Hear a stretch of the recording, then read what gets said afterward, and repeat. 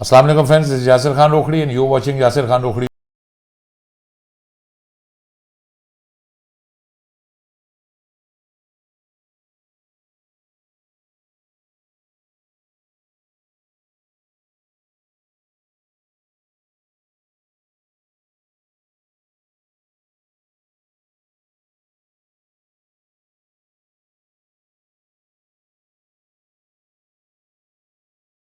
क्रीमिनो offline और lutino offline पे भी कुछ लोग वर्किंग कर रहे हैं, इसके बारे में कुछ अपनी राय बताएं।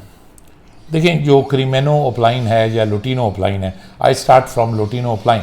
लुटिनो ओपलाइन पाकिस्तान में सन 2014 से ब्रीड हो रहा है, रेडीली अवेलेबल है और बड़ा कॉमन है और ज़ीरो डिमांड है।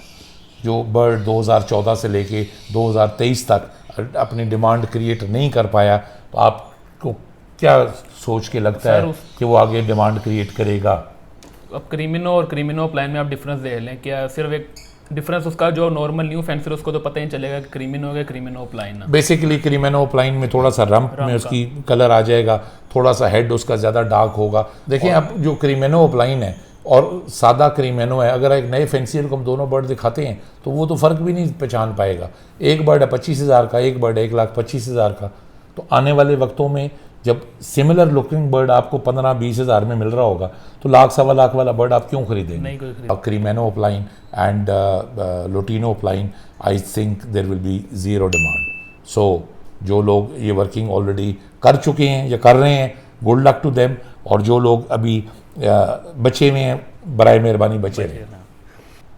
एक और सवाल है जैसे भाई, जिसकी वजह से काफ़ी लोग कंफ्यूज रहते हैं कि लव बर्ड की परचेजिंग कब और किससे करनी चाहिए। कब और किससे करनी चाहिए? देखें, कब का जवाब तो ये है कि best time to buy love birds is January, February, March. पहले क्लच के पट्टे आए होते हैं जनवरी, फरवरी, मार्च में। जब हम बर्ड खरीदेंगे वो 3 माह का होगा, तो आप सितंबर, अक्टूबर में अगर उसको ब्रीड पे लगाते हैं तो आपके पास यू हैव एम्पल टाइम। तब तक आपका बर्ड काफ़ी बड़ी एज का होगा जब आप उसको ब्रीड पे लगाएंगे। जितनी बड़ी एज का बर्ड को हम ब्रीडिंग पे लगाएंगे, उतना बेहतर आपको रिजल्ट मिलेगा। सेकंड पॉइंट ये है कि देखें, जनवरी, फरवरी, मार्च में हर किसी की ब्रीड आई होती है, बर्ड्स रेडीली अवेलेबल होते हैं, आपके पास चॉइस होती है कि आप चूज़ करके बर्ड्स पिक करें। आप इवन एडवांस बुक कर सकते हैं ताकि आपको किसी किस्म की कोई परेशानी बाद में ना उठानी पड़े। सो that is the best time. अगर अब हम लेट हो गए हैं और हमने राइट टाइम पे ब्रीडिंग नहीं की, तो फिर हमारे पास सेकंड ऑप्शन ये आ जाती है कि हम जुलाई अगस्त में अगर बर्ड्स ख़रीदना चाह रहे हैं, तो फिर हम कोशिश करें कि हम रेडी टू ब्रीड बर्ड्स लें या फिर हम ब्रीडर बर्ड्स लें। बिकॉज अगर आप उस वक्त पट्टे लेंगे तो वो फौरी आप ब्रीड पे नहीं लगा सकेंगे और एक आध क्लच हो सकता है आपका मिस हो जाए। लेकिन एक पॉइंट और समझिएगा, मैं ज़ाती तौर पे सबसे ज़्यादा इंपॉर्टेंस देता हूँ क्वालिटी ऑफ द बर्ड को। अगर आपको क्वालिटी बर्ड मिल रहा है और वो किसी भी एज में मिल रहा है और आप अगर उस फौरी उसको ब्रीड पे नहीं भी लगा सकते, तो इम्पॉर्टेंट है कि आप क्वालिटी को इम्पोर्टेंस दें, क्योंकि इवेंचुअली जब भी आप उसको ब्रीड पे लगाएंगे वो आपको क्वालिटी रिजल्ट देगा। रिमेंबर, अच्छी क्वालिटी बर्ड्स को जब हम डिस्प्ले करते हैं for selling, it is a lot more easier to sell those quality birds. अब दूसरा सवाल है जी कि किससे लिया जाए। मेरी हमेशा प्रेफरेंस होती है कि आप किसी रिप्यूटेबल ब्रीडर से बर्ड्स बाय करें। 2 तरह के लोग मार्केट में होते हैं, ट्रेडर्स या ब्रीडर्स। जो प्रॉपर एक ब्रीडर है उसके पास अपनी एक सर्टन ब्लड लाइंस होती हैं, सर्टन क्वालिटी पे उसने काम किया होता है, कुछ सालों की उसकी वर्किंग होती है, जो वर्किंग करके उसने एक सर्टन लेवल की क्वालिटी को डेवलप किया होता है। तो मतलब in my opinion you will be always be better off अगर आप किसी रिप्यूटेबल प्रॉपर ब्रीडर से बाय करें।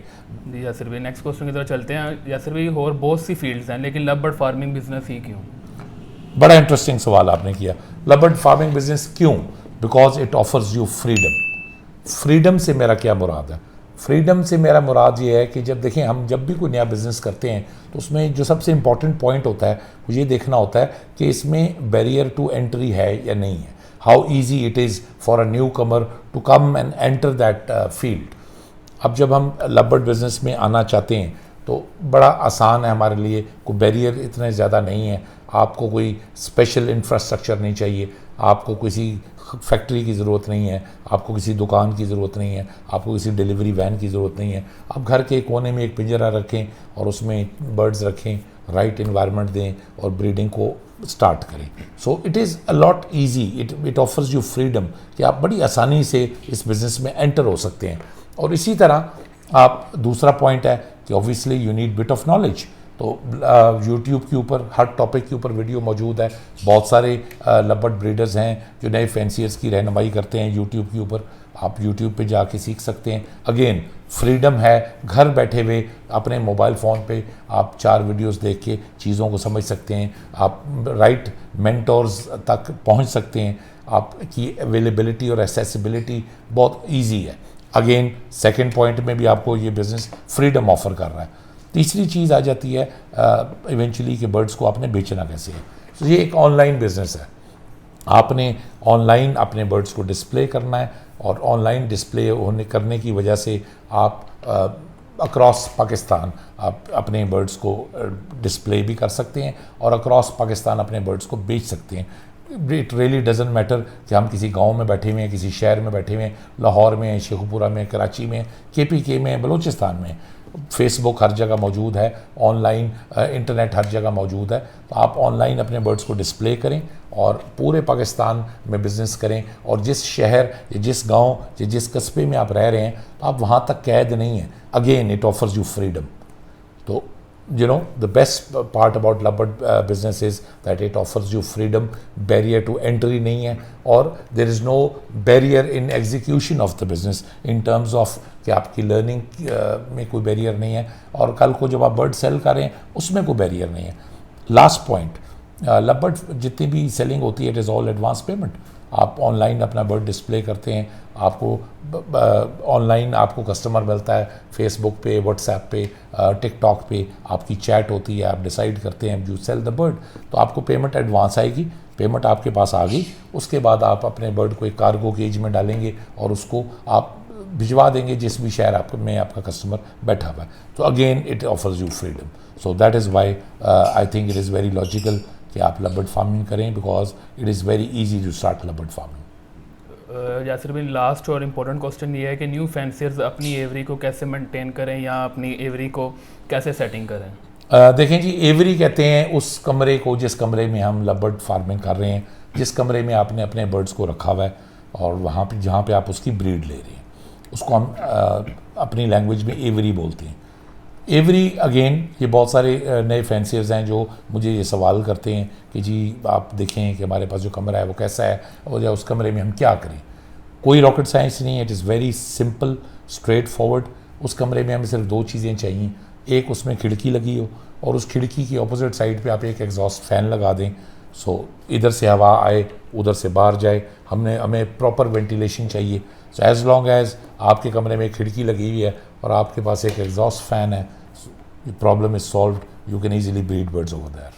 Thank you very much Yasir भाई फॉर योर वैल्यूएबल टाइम। उम्मीद है कि आज की वीडियो से काफ़ी न्यू फैंसर्स को फ़ायदा हुआ होगा। आप लोग अगर अपने कोई स्पेसिफिक सवाल करना चाहते हैं तो आप कमेंट सेक्शन में जाके कमेंट कर सकते हैं।